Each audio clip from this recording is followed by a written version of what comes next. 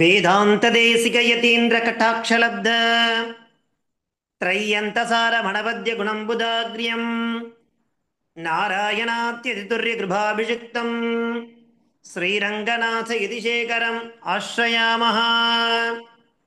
நமஸ்பாயை. இன்றைய தினம் சங்கேப ராமாயணத்தினுடைய ஸ்லோக நம்பர் 58, 59 அண்டு 60, இந்த 3 ஸ்லோகங்கள் என்னென்ன, அதனுடைய பதச்சேதம், பிரதிபதார்த்தம், ஆகாங்ஷா, பாவார்த்தா அப்படிங்கிற கிரமத்தில் அந்த 3 ஸ்லோகங்களை நாம தெரிஞ்சுக்கிறோம். இதற்கு முன்னாடி சென்ற வகுப்புல 58 ஸ்லோகம் வரைக்கும் பார்த்துருந்தோம். அதனுடைய பாதி இருக்கு, அதையும் சேர்த்து இன்றைய தினத்தில் நாம தெரிஞ்சுக்கிறோம். கடைசியா நாம பார்த்து முடிச்சிருந்த ஸ்லோகம் என்ன, அதனுடைய பாவார்த்தம் என்ன அப்படிங்கிறத பார்த்துட்டு இன்றைய தினத்திற்கான ஸ்லோகத்துக்குள்ள நம்ம போனாக்கா நமக்கு சுலபமா புரியும். என்ன நம்ம கடைசியா பார்த்தது பாருங்கோ, ஸ்லோக நம்பர் 56 அண்ட் 57 பாதி. அந்த மீதி இன்றைய தினத்தில் சேர்த்து பார்க்கணும். தம் நிகத்திய மகாபாகு ததாக ஸ்வர்கதஸ்ய சஹ சச்சாஸ்ய கதையாமாச சபரீம் தர்மசாரிணீம் சிரமணாம் தர்ம நிபுணாம் அபிகச்சேதி ராகவ அப்படிங்கிற வரைக்கும் நம்ம பார்த்து முடிச்சிருந்தோம். இந்த ஸ்லோகத்தினுடைய தாத்பரியம், அதாவது பாவார்த்தம் என்ன அப்படிங்கிறத நம்ம பார்த்துட்டு இன்றைய தினத்திற்கான ஸ்லோகத்துக்குள்ள நாம போலாம். பாருங்கோ, என்ன அந்த ஸ்லோகத்தினுடைய பாவார்த்தம் அப்படின்னாக்கா, தீர்கபுஜா ராமச்சந்திரா கோரதர்ஷனம் கபந்தம் மாரயித்வா அக்னௌ அதகத். ராமர் கோரமான ஒரு உருவத்தை பார்க்கிறார். அவன் யாரு? கபந்தன்னு சொல்லக்கூடிய ஒரு ராட்சசன். அந்த ராட்சசனை மாரயித்வா கொன்று விட்டு அக்னௌ அதகது அக்னியில அவனை எரிச்சார். சச்ச கபந்தா பார்த்திவம் சரீரம் தியக்வா, அந்த கபந்தன்னு சொல்லக்கூடிய ராட்சசன் அவனது சரீரத்தை விட்டுட்டு ஸ்வர்கயோக்கியம் கந்தர்வ ரூபம் பிராப்தவான், அவனுக்கு அதுலேருந்து ஒரு விமோச்சனம் கிடைக்கிறது. அவன் ஒரு கந்தர்வன் அப்படிங்கிற உருவத்தை எடுத்துட்டு சொர்க்கத்தை அடைந்தான். ததா ஸ்வர்கம் கச்சன்னு சஹ கபந்தா ராமாய தர்மச்சாரிணீம் சபரிம் அபிகச்ச இது உக்தவான். அப்படி போயிட்டு இருக்கக்கூடிய அந்த சொர்க்கத்தை நோக்கி போயிட்டு இருக்கக்கூடிய அவன் பிரதி உபகாரமா என்ன பண்றா? ராமரிடத்துல தர்மச்சாரிணீம் சபரீம், சபரின்னு ஒரு பாட்டி இருக்கா, அவ எப்பேற்பட்டவள்? தர்மத்தையே அனுஷ்டானம் பண்ணிண்டு வைராகியத்தோட உங்களுக்காக காத்துன்னு இருக்கா, உங்க தரிசனத்துக்காக காத்துன்னு இருக்கா. அவரிடத்துல நீங்க என்ன பண்ணணும்? அபிகச்ச அப்படிங்கிற விஷயத்தை உக்தவான், அதற்குண்டான மார்க்கத்தையும் அங்க காண்பிச்சு கொடுத்துட்டு இப்படியே போனாக்கா நீங்க அந்த மார்க்கமானது வரும் அப்படிங்கிற விஷயத்த அவன் காண்பிச்சு கொடுத்துட்டான் இல்லையா? அது மாத்திரம் இல்ல, ரிஷ்யமூக்க மலைக்கு வழியும் காண்பிக்கிறார். அங்கதான் சுக்ரீவன் இருக்கான். மேலும் வழியில பம்பாங்கிற நதிக்கரை இருக்கு, அங்க சபரின்னு ஒரு புண்ணியவதி இருக்கா, அங்க மதங்க முனிவருடைய ஆசிரமம் அது, அங்க நீங்க போங்கோ, அவளை பாருங்கோ அப்படிங்கிற மாதிரி ராமரிடத்துல இந்த விஷயத்தை உக்தவான் அப்படிங்கிற மாதிரி சென்ற ஸ்லோகம் வரைக்கும் நம்ம பார்த்த அதனுடைய பாவார்த்தமாக இருந்தது. அதை தொடர்ந்து நாம இன்றைய தினம் பார்க்கக்கூடிய ஸ்லோகங்கள் என்னென்ன? சோபியகச்சன் மகாதேஜாக சபரீம் சத்ருசூதனா சபர்யா பூஜித சம்யக் ராமோ தசரதாத்மஜா. என்ன இந்த ஸ்லோகங்களுடைய அர்த்தம்? பதச்சேதம் முதல்ல பார்க்கலாம். சஹா அபியகச்சது மகாதேஜாக சபரீம் சத்ருசூதனா சபர்யா பூஜிதா சம்யக் ராமஹ தசரதாத்மஜா. தசரதனுடைய மகனாக இருக்கக்கூடிய ராமஹா சம்யக் பூஜிதா, யாரால? சபர்யா. அவர் எப்பேற்பட்டவர்? சத்ருசூதனஹா ராமஹ மகாதேஜாஹ ராமஹ. எங்க போனார் முதல்? சபரீம் அபியகச்சது. யாரு? சஹா சஹ ராமஹா சபரீம் அபியகச்சது. அவர் எப்பேற்பட்டவர்? அந்த ராமர் அவருடைய விசேஷணம் மகாதேஜாஹ சத்ருசூதனஹ தசரதாத்மஜா. அப்பேற்பட்ட விசேஷணம் கொண்டவரான சஹா அந்த ராமஹா சபரீம் அபியகச்சது. அப்படி சென்றடைந்த அவரை சபர்யா பூஜிதா. எப்படி எப்படி பூஜிக்கப்பட்ட? சமயக் பூஜிதா சஹ ராம. அப்படிங்கிறத இந்த ஸ்லோகத்தினுடைய அன்வயம் மற்றும் பாவார்த்தமாக இருக்க போறது இல்லையா? இப்ப ஸ்லோகம் என்ன, பதச்சேதம் என்னன்னு பார்த்தோம். அதனுடைய ஆகாங்ஷா என்ன? ஆகாங்ஷா பாருங்கோ. அபியகச்சது சென்றடைந்தார். கஹ அபியகச்சது? சஹ ராமஹா அபியகச்சது. சஹ ராமஹா கீதிருஷா எப்பேற்பட்டவர்? அவருடைய விசேஷணங்கள் அப்ஜெக்டிவ் சொல்றார். மகாதேஜாஹ.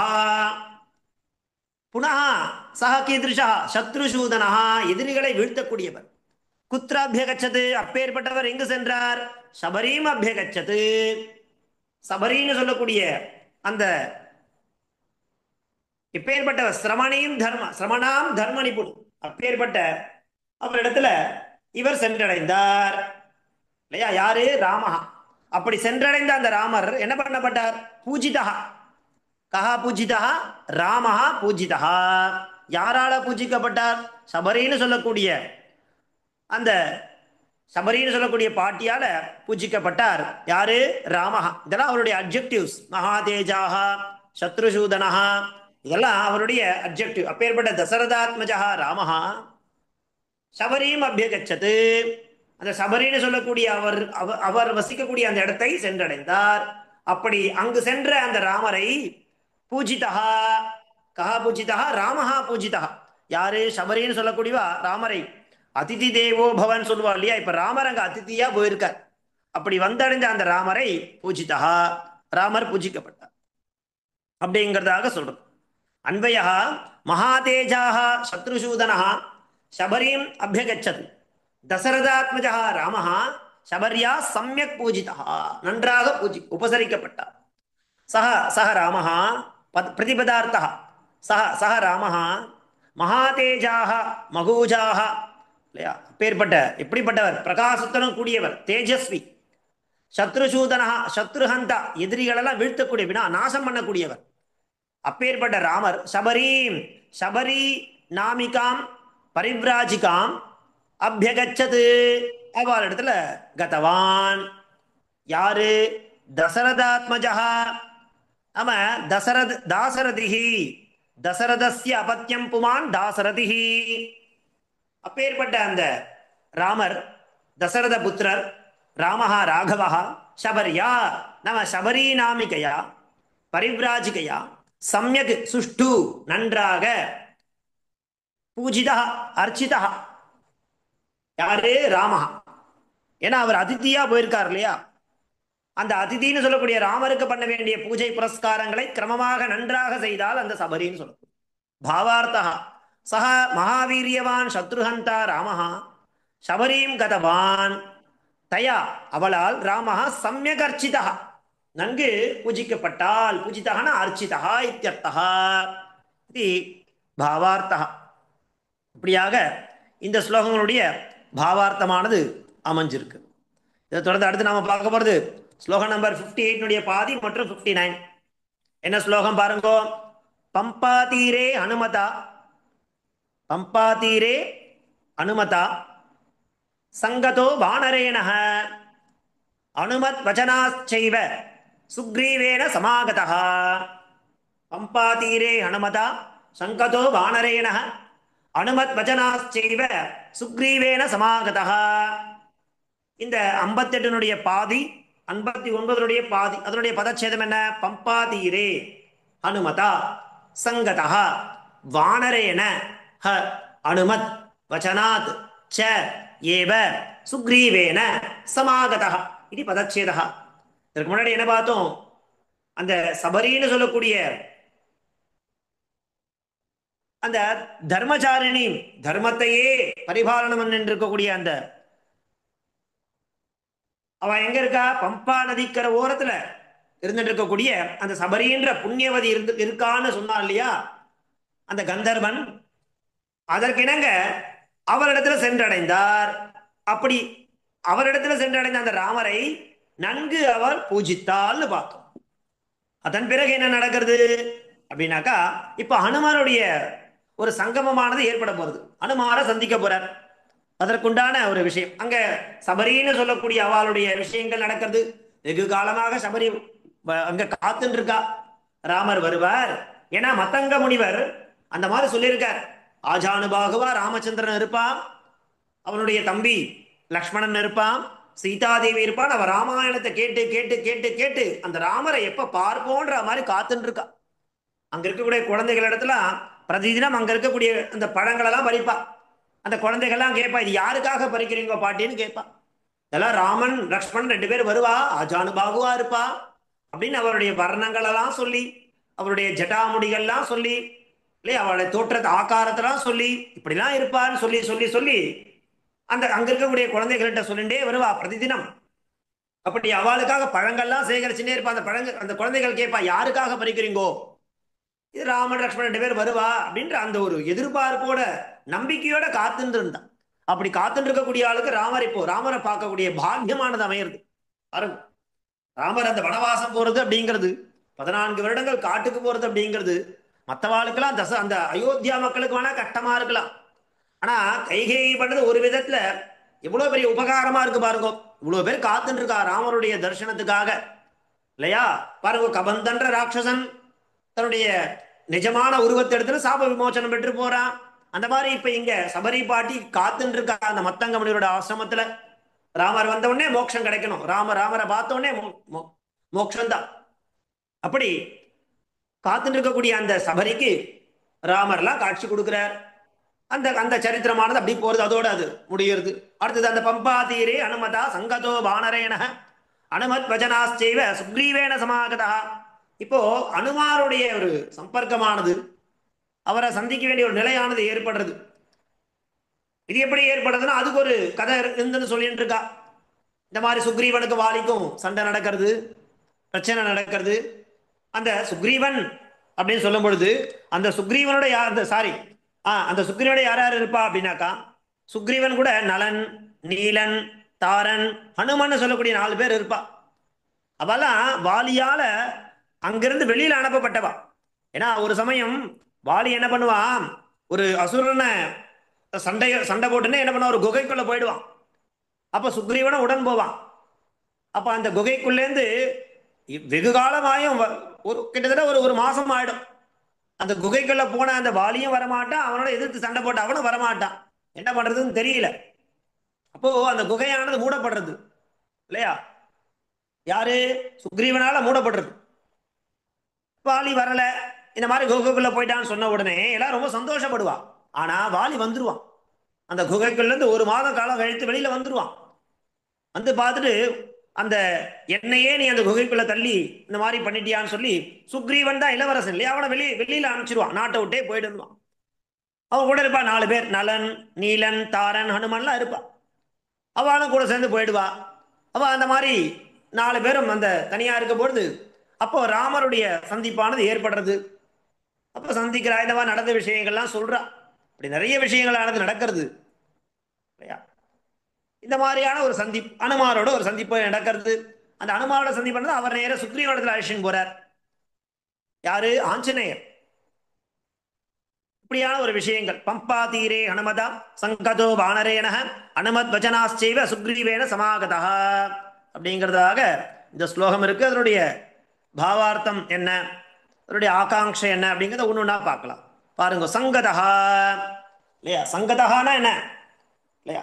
சங்கதஹானா ராமஹா சங்கதா, நாம சம்மிலிதா, ஒரு சந்திக்கிற ஒரு நிலையானது ஏற்படுது. கேன சங்கதா அனுமதா சங்கதா, அனுமாரோட ஒரு சம்மேளனமானது ஏற்படுது. கீதிருஷேன அனுமதா வானரேன அனுமதா, அவர் ஒரு வானரம். குத்திர சங்கதா பம்பா தீரே சங்கதா, இந்த சம்மேளனம் இந்த சம்மேளனம் அங்க நடக்குது.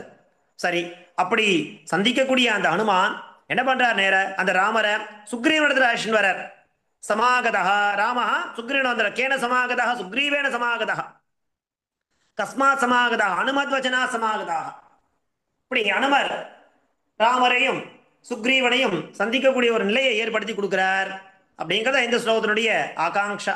அன்பயா பம்பா தீரே வானரேன அனுமதா சங்கதா அனுமத் வச்சனாச்ச ஏவ சுக்ரீவேன சமாகதா. அந்த பம்பா தீரத்துல வானரமா இருக்கக்கூடிய அனுமனை ராமர் சந்திக்கிறார். அந்த ராமரை சுக்ரீவனிடத்துல ஒரு சம்பர்க்கமானது ஏற்படுறதுக்கு என்ன பண்றார்? நேரம் அழைச்சிட்டு வர்றார். அவ சம்மேளனம் பண்றா.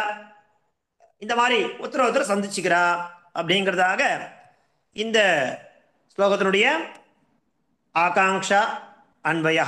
அன்வயா பார்த்தோம் இல்லையா? கீழே இருக்கு இல்லையா? என்ன இருக்கு? பம்பா தீரே வானரேன அனுமதா சங்கதா அனுமத் வச்சனாச்ச ஏவ சுக்ரீவேன சமாகதா அப்படிங்கிறதானது நடக்கிறது. இதனுடைய பிரதிபதார்த்தம் என்ன, பாவார்த்தம் என்ன பாருங்க. பம்பா தீரே, பம்பா நாம்னஹா சரோவரஸ்ய தட்டே, நதிக்கரைன்னு அர்த்தம். அந்த பம்பா தீரம் நதிக்கரையில வானரேன யாரு? கபினா. அவர் யாரு? அவர் ஒரு குரங்கு இல்லையா?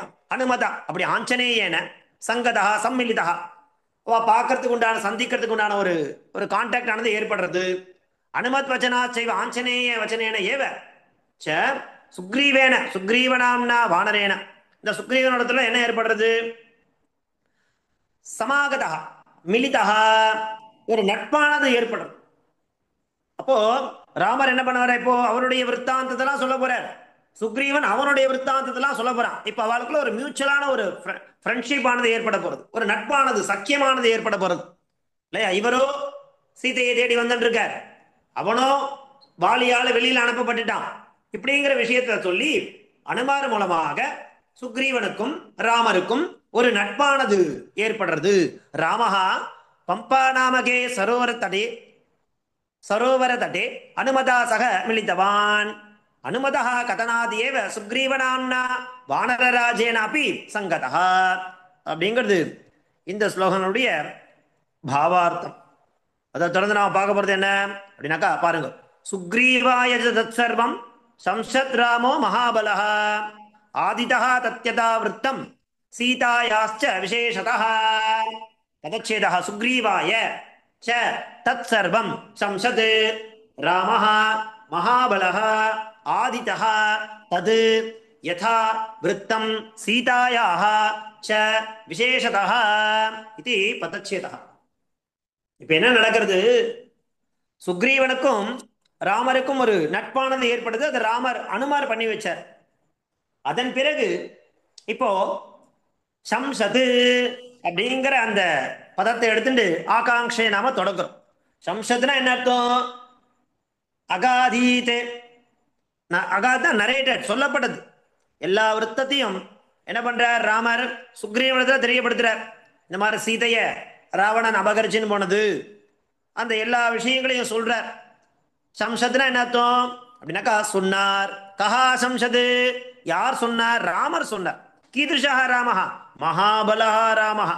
கிம் அசம்சத்? என்ன சொன்னார்? ஆதிதா தத் சர்வம் விருத்தம் அசம்சத். மறுபடியும் இங்க ராமாயணம் முழுக்க சொல்லப்படுறது இல்லையா? பிகினிங்லேருந்து தொடங்கி ஏதத் பர்யந்தம் ஏதக்ஷண பர்யந்தம் என்னென்ன நடந்தது அப்படிங்கிற எல்லாத்தையும் சுக்ரீவனிடத்துல ராமர் சொல்றார். புனः கிம் அசம்சத்? விசேஷதா சீதாயாக யதாவிருத்தம் அசம்சத். மறுபடியும் கஸ்மை அசம்சத்? யாரிடத்துல சொல்லப்படுது? சுக்ரீவாய அசம்சத். சுக்ரீவனிடத்துல சொல்லப்படுது. அன்வய மகாபலஹ ராமஹ சுக்ரீவாய ஆதிதா தத் சர்வம் அசம்சத். அசம்சத்னா சொல்லப்பட்டது. விசேஷதா சீதாயாக யதாவிருத்தம் அசம்சத். சீதைக்கு நடந்த எல்லா விஷயங்களையும் சுக்ரீவனிடத்துல சொல்லப்பட்டது அப்படிங்கிறது தான் இப்ப நாம பார்த்துட்டு இருக்க ஸ்லோகத்தினுடைய அன்வயமா இருந்துட்டு இருக்கு. அதனுடைய பிரதிபதார்த்தம் என்ன, பாவார்த்தம் என்னன்றதை பார்க்கலாம். மகாபலஹா நாம அதுலித பலஹா, அப்படிப்பட்ட மகாபலம் பொருந்தியவர், பவர்ஃபுல்லான ராமர். ஆதிதா அவர் என்ன பண்றார்? ஆரம்பதா ஃப்ரம் த பிகினிங், எங்கேருந்து தொடங்குறதோ அங்கேருந்து சர்வம், சர்வனா பூர்ணம், என்டையரான மொத்தத்தையும், விருத்தம் விற்த்தாந்தம், அந்த ஓல் ஸ்டோரி என்ன பண்ற? சுக்ரீவாய சுக்ரீவ நாமதேயாய, சுக்ரீவன் என்று பெயருடையவன் அவரிடத்தில் சம்சத். சம்சத் நாம அகதயத், சொல்றார். விசேஷதா விசேஷேன அதுவும் பர்டிகுலரா பாருங்க, சீதாயாக நம்ம ஜானகியாக தத் தத் அரண ரூபம், அவளை எப்படி அபகரிச்சுன்னு போனானோ அந்த ராவணன், யதாவிருத்தம் யதாகடிதம் இல்லையா, மொத்தத்தையும் தனக்கு தெரிஞ்ச எல்லாத்தையும் சம்சது அகாதீத் எடுத்து மொத்தத்தையும் அப்படியே சொல்லிட்டே வரார் ராமர். யார் இடத்துல? சுக்ரீவன் இடத்துல. ஏன்னா அவ ரெண்டு பேருக்கு இப்ப சக்கியமானது ஏற்படுத்து இல்லையா, நட்பானது ஏற்பட்டிருக்கு இல்லையா, அதனால நண்பருக்கு நண்பன் உதவி பண்ணணும், அதுதானே அடுத்தது.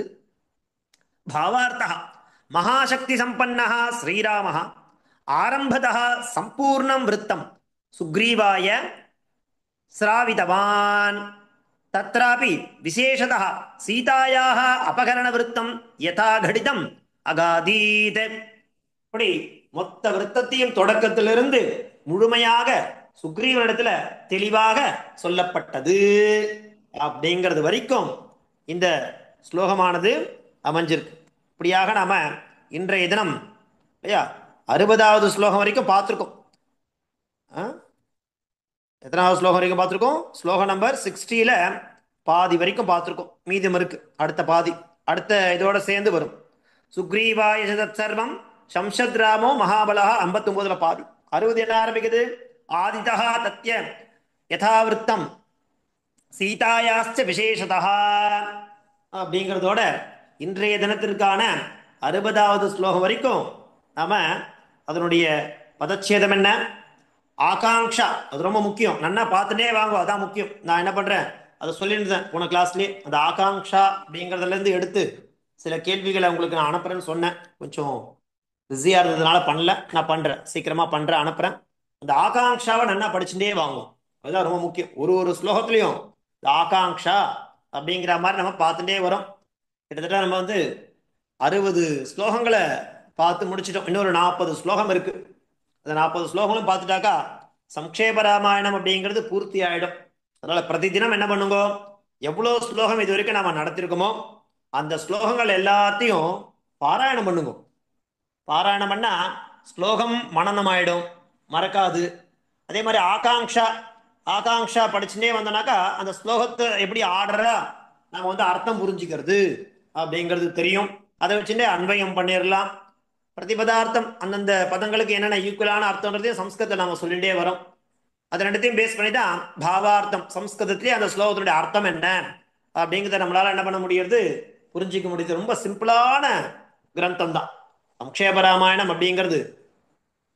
ரொம்ப சுலபமா அனுஷ்டுப் ஸ்லோகத்திலேயே ஏற்கனவே நம்ம பழகின ஃபெமிலியரான சொற்கள் தான், ஜாஸ்தியான கடினமான பிரௌடமான வார்த்தைகள்லாம் இல்லாம சுலபமான வார்த்தைகளை வச்சுட்டு அழகா நமக்கு இந்த சம்க்ஷேப ராமாயணம் அப்படிங்கிற கிரந்தம், அதுல அழகா 100 ஸ்லோகம் கிறிஸ்டல் கிளியரா என்டையர் ராமாயணத்தையும் நம்ம 24,000 ஸ்லோகம் படிச்சு தெரிஞ்சிருக்கக்கூடிய அந்த விஷயத்த இந்த 100 ஸ்லோகம் அப்படிங்கிறத நமக்கு என்ன பண்ணிடுறா, அழகா சாரமா கொடுத்துடுறா. அதை நம்மளால என்ன பண்ண முடியும், பிரதிதினம் உட்காந்து சுலபமா பாராயணம் பண்ண முடியும். அந்த மாதிரிதான் இருக்கு, கஷ்டமாலாம் இல்லை. அதனால உட்காந்து பாராயணம் பண்ணுங்கோ. அடுத்த வகுப்புல அடுத்த ஸ்லோகங்களோட நாம பார்க்கலாம். தாசன் தன்யவாதாக. ಧನ್ಯವಾದಗಳು ಸ್ವಾಮಿ. ಧನ್ಯವಾದಗಳು ಸ್ವಾಮಿ. ಧನ್ಯವಾದಗಳು ಸ್ವಾಮಿ. ಧನ್ಯವಾದ ಮಹೋದಯ. ಧನ್ಯವಾದ. ಧನ್ಯವಾದ ಮೇಡಿಯನ್.